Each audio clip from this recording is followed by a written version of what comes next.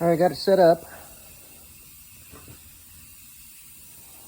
I'll tidy it up. I just ran it under power a moment ago.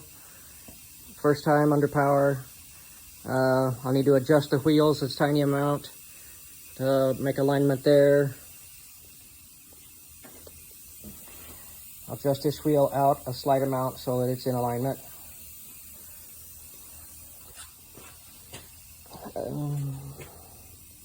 Has a target right here for the speed sensor. I'm going to send you a laser tachometer so you can tune it when you get it, because it will be different when it's running on 50 hertz, I believe.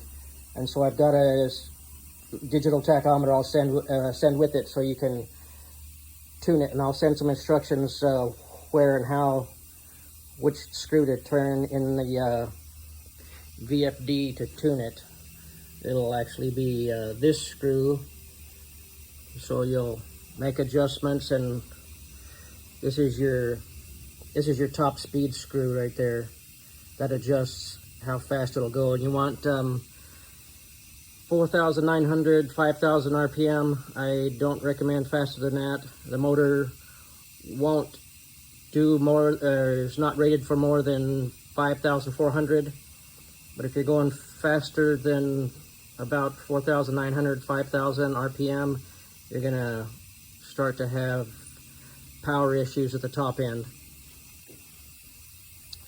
All right, this is the front of it. It's got a forward and reverse switch here. This is the start run. You got it on off. So you lift that up, turn that on to power the unit. I'll go ahead and turn that down.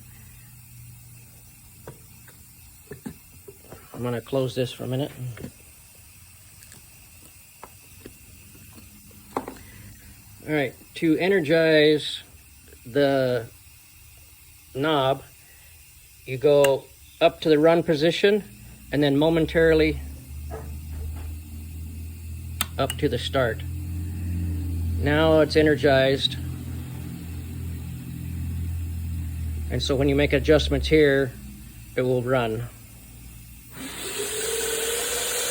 Okay, I'm going to run it up. I haven't balanced the wheel yet, or the drive wheel yet. It's out of balance, so it's got a buzz to it. That's at 7,600 surface feet per minute. Tracks well.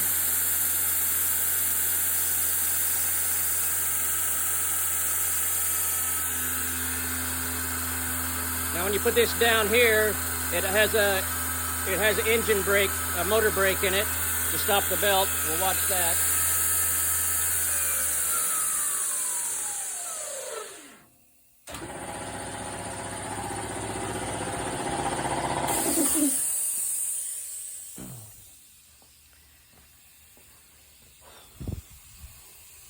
All right, this is the vertical adjustment for your tension. All right, I'll close that all up. I'll close up the motor. I'll put together the platen. I have another tracking wheel that I talked to you about. It's the experimental one.